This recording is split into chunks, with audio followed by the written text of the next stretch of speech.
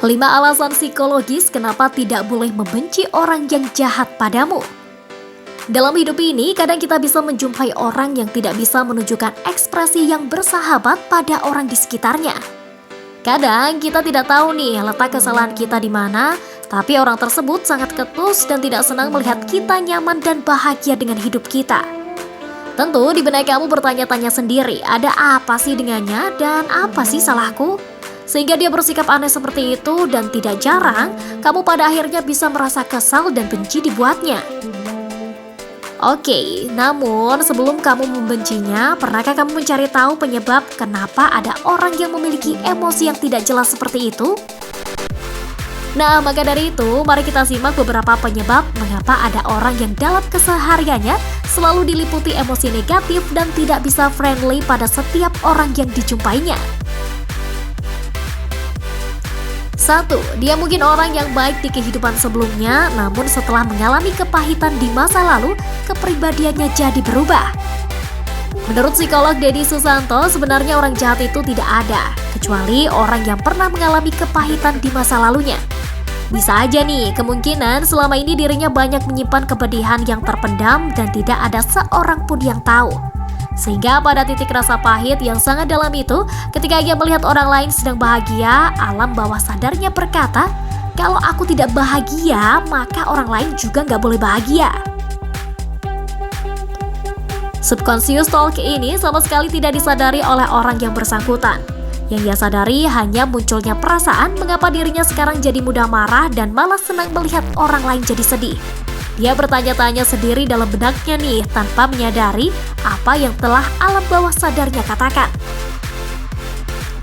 Maka dari itu, sebaiknya kamu tidak langsung membencinya, karena semakin dibenci, dijauhi, dan dibalas, itu malah akan memperburuk emosi dia. 2. Sejak dalam kandungan hingga masa kanak-kanak, ia hidup di bawah tekanan dan tidak merasakan kehangatan dari orang sekitar. Bahkan saat seorang anak masih dalam kandungan pun, janin sudah dapat menangkap suara-suara yang terjadi di sekitarnya dan dapat merasakan emosi dari sang ibu nih. Apalagi jika setelah anak tersebut lahir, dia tumbuh di lingkungan yang tak bersahabat dan kurang mendapat kehangatan dari orang-orang di sekitarnya. Tentu ini juga mempengaruhi kondisi psikologi si anak. Maka dari itu, bagi orang tua yang memiliki anak kecil, jangan jadikan anak sebagai korban keegoisanmu ya. Dia juga berhak tumbuh dengan rasa cinta dan rasa bahagia dari orang-orang terdekatnya. 3. Dia belum menemukan kebahagiaannya. Alasan lain yang membuat orang menjadi buruk karena ia sendiri masih belum menemukan arti kebahagiaannya. Dia masih belum tahu nih cara untuk mengikhlaskan masa lalu dan melepas emosi negatif yang sampai saat ini masih menyelimutinya. Dia juga butuh bimbingan nih, terapi, dan juga diberi masukan oleh orang-orang di sekitar yang peka pada emosinya, bukan malah dijauhi.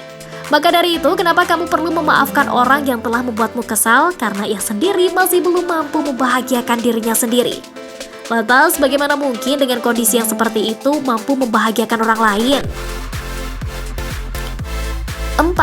Jauh di lubuk hatinya, dia juga butuh seorang yang bisa memahami dan mengerti dirinya dan ingin ia bahagiakan.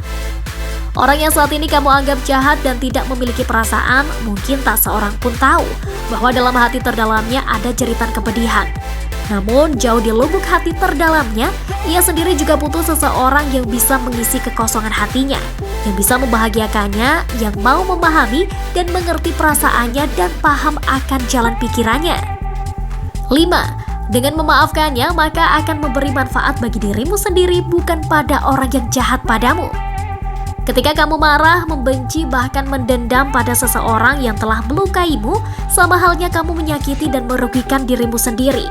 Karena hal tersebut bisa memberi dampak pada kondisi kesehatanmu dan juga membuat jalan rezekimu terganggu. Sedangkan seseorang yang pemaaf dan ikhlas menerima akan mendapat ketenangan hati dan juga berpengaruh pada kesehatan dan kelancaran rezekinya. Maka dari itu, memaafkan orang lain atas kesalahan yang pernah diperbuat akan mendatangkan kebaikan bagi dirimu sendiri, bukan pada orang yang kamu jahati. Nah, jadi orang-orang seperti ini bukanlah musuhmu ya guys. Kamu yang telah hidup bahagia berperan sebagai penolong, bukan pembenci. Doakan aja nih agar dirinya segera dipertemukan dengan kebahagiaannya, sehingga bisa hidup dengan rasa damai dan juga tenang.